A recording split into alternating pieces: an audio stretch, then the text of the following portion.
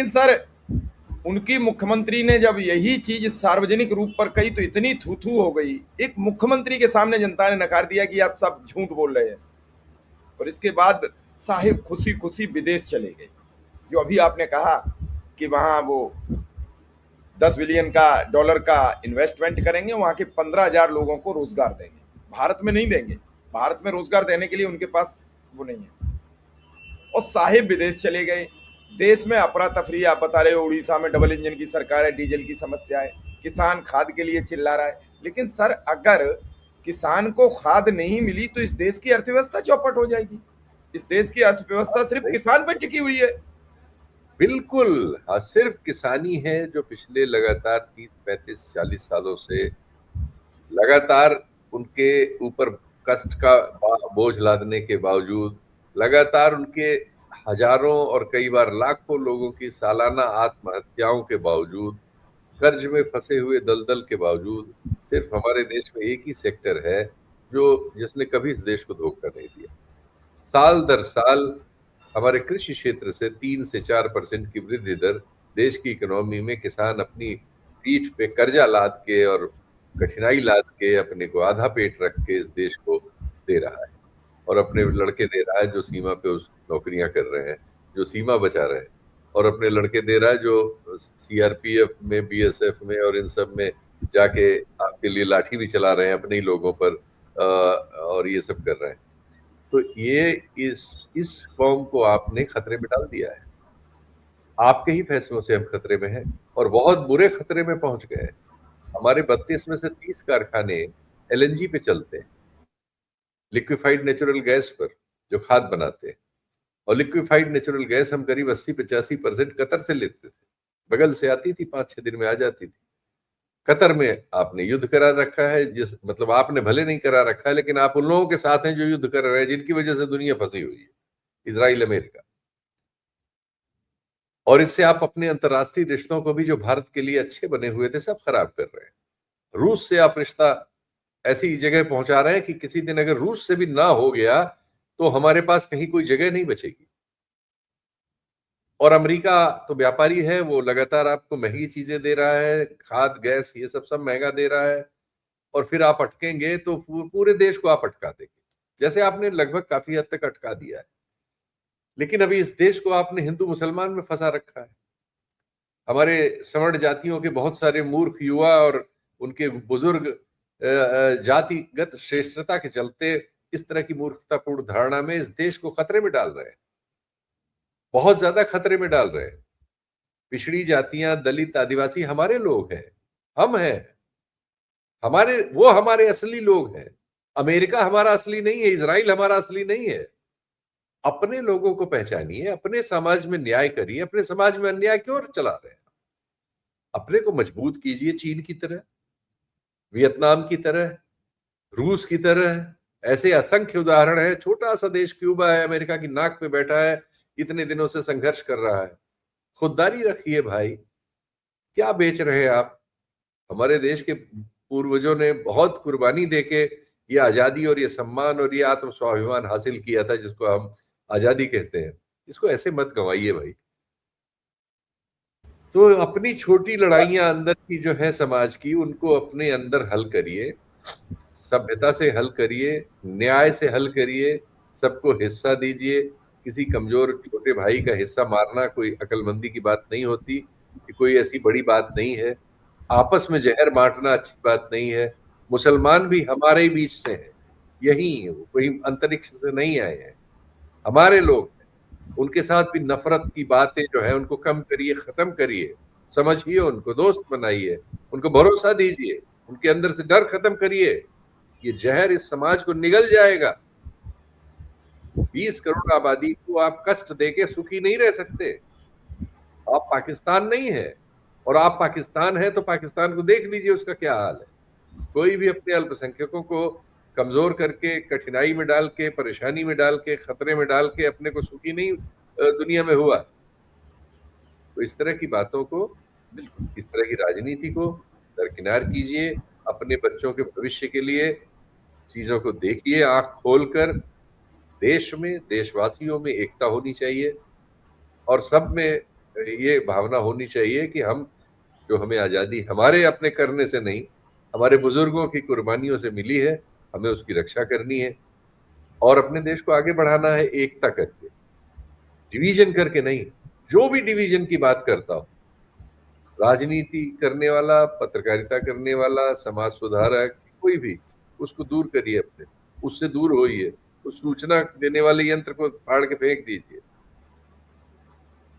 Sir ये सब किया जाए तो शायद हम लोग कठिनाई में तो आ चुके हैं, ये जान लीजिए। एक बार फिर नए सिरे से हम गुलामी जैसी परिस्थितियों के आसपास पहुंच चुके हैं। लेकिन अभी हम फिर भी, हमारी सीमाएं हमारी हैं, हमारी सेना है, हमारे पास अर्धसैनिक बल है, हमारे पास एक प्रशासनिक ढांचा है जो इतने दिनों तक भारत को लेके आया है। तो हम अभी भी कम से कम इस ईमानदारी से का प्रयास करें कि इसको सुरक्षित करें और न्यायपूर्ण रखें, अपने संविधान पर विश्वास रखें और संवैधानिक व्यवस्था को दुरुस्त करें। सर कल सर्वोच्च अदालत ने 2 दिन में 2 टिप्पणियां की। एक तो उन्होंने की कि अगर आप चुनाव आयुक्त की नियुक्ति स्वतंत्र दिखाना चाहते हैं तो ये दिखावा मत करिए। जब 2 सदस्य आपके मन के हैं और उसमें नेता प्रतिपक्ष अलग हैं, तो आप 2 सदस्य, आपका कैबिनेट मंत्री आपकी बात मानेगा, नेता प्रतिपक्ष की थोड़ी ही मानेगा। तो ये दिखनी नहीं चाहिए, इसमें मतलब स्वतंत्रता नियुक्ति की सार्वजनिक होनी चाहिए। और दूसरी उन्होंने जो कल टिप्पणी की है वो तो सर बड़ी शर्मनाक है कि बेरोजगार, कॉकरोच, तिलचट्टा और वकीलों की डिग्री अब सीबीआई चेक करेगी। सर आप सोचिए, अब सीबीआई के पास कोई काम नहीं बचा है। और हमारे प्रधानमंत्री जी की डिग्री की जब चर्चा हुई तो कोई अदालत चेक करने को राजी नहीं हुई, सबने प्रपत्र वापस कर दिए। तो ये सर क्या हो रहा है? सर्वोच्च अदालत क्या करे? सर्वोच्च अदालत की तरफ सबकी निगाहें टिकी हुई थी कि शायद एक रास्ता बचाए, यहां से न्याय मिलेगा। नहीं, दुर्भाग्यपूर्ण है कि मैंने कल एक पोस्ट भी इस पर लिखी थी। राम जेठमलानी साहब हम लोग हमारे भारत के एक बहुत प्रसिद्ध वकील रहे, बहुत विद्वान थे। एक बार उन्होंने ऐसा कहा था, हम लोग बैठे थे, ऐसे हंसी मजाक हो रहा था, पत्रकार लोग थे भी कुछ, वो तो बोलते थे, बुजुर्ग थे तो डांट के बोलते थे सब चीज। तो अब उनकी भाषा में तो मैं नहीं बोल सकता, लेकिन जो भाव था उनका वो मैं व्यक्त करूंगा, क्योंकि मैं अपनी न्यायपालिका का सम्मान बनाए रखना चाहता हूँ। उन्होंने कहा था कि हमारे यहाँ जो अच्छे जुडिशियल माइंड है वो जज नहीं बनते। ये बड़ी बात थी। उन्होंने कहा जो हमारे अच्छे जुडिशियल माइंड हैं वो जज नहीं बनते, वो प्रैक्टिस वैक्टिस करते हैं, और आजकल बहुत पैसे इस सब में, आर्बिट्रेशन वगैरह में मिल रहे हैं, वो उसमें नहीं जाना चाहते। इसका उल्टा सोचिए क्या है, यानी हमारे यहाँ जुडिशियल जजेस वगैरह वो बन रहे हैं जो बेहतर जुडिशियल माइंड नहीं है। सॉरी, एक सेकंड मैं जरा से बोल देता हूँ। हाँ, एक रिकॉर्डिंग।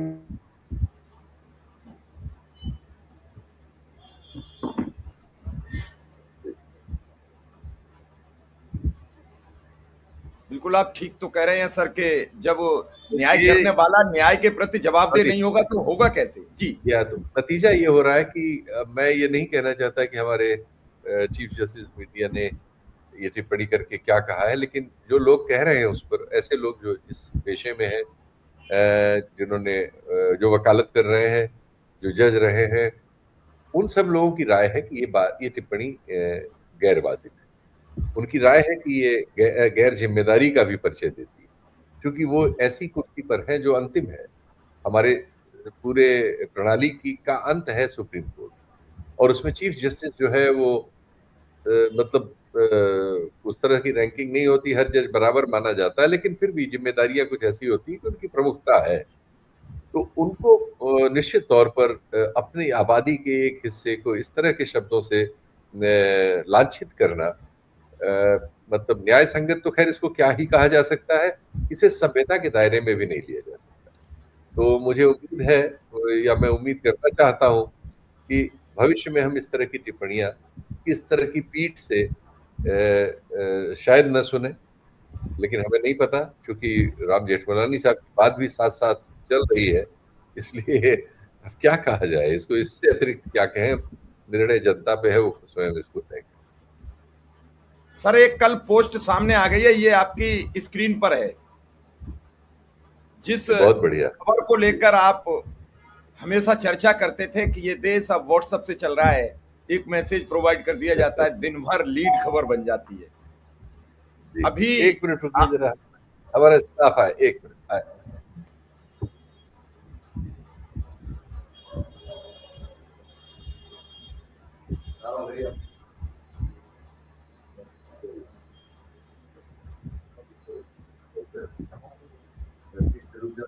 कार्यक्रम चल रहा है, खत्म करके अच्छा हुआ है वहाँ, बैठो ये।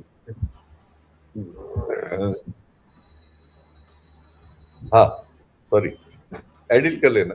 हाँ हाँ हाँ, तो सर हाँ ये ये तुमने आपकी, अच्छा। ये सर ये जो आपकी स्क्रीन पर एक खबर है, मैं तो समझ रहा हूं कि जी आपके भी अपने कार्यकाल में ये पहली खबर होगी कोई प्रधानमंत्री खबर का खंडन कर बिल्कुल। रहा हो, और वो तब कर जी रहा जी हो जी जब विदेश में मौजूद है, देश में भी मौजूद नहीं है। इसके मतलब जी। कितनी गंभीर खबर रही होगी। तो ये जो व्हाट्सएप से देश चल रहा था, ये उन्हीं का है, उन्हीं के ग्रुप का चैनल है, किसी और का नहीं है। तो सर इतनी बुरी स्थिति मीडिया की एक्चुअली प्रधानमंत्री एक्चुअली साबित हमारे कर रहे हैं प्रधान तो क्या है? एक्चुअली हमारे प्रधानमंत्री इन दिनों अमेरिका के की ओर तो सोचते ही हैं, वहां से रिश्ता बनाना भी सोचते हैं। वो अब ट्रंप साहब को कॉपी भी करने लगे। ये सब ट्रंप साहब करते रहते हैं, कभी सीएनएन को कह देते हैं कुछ, कभी किसी को कुछ कह देते हैं, कभी किसी मीडिया को दलाल कह देते हैं, कभी किसी को कुछ कह देते हैं, लिख देते हैं। वही हमारे मोदी जी करना चाह रहे हैं।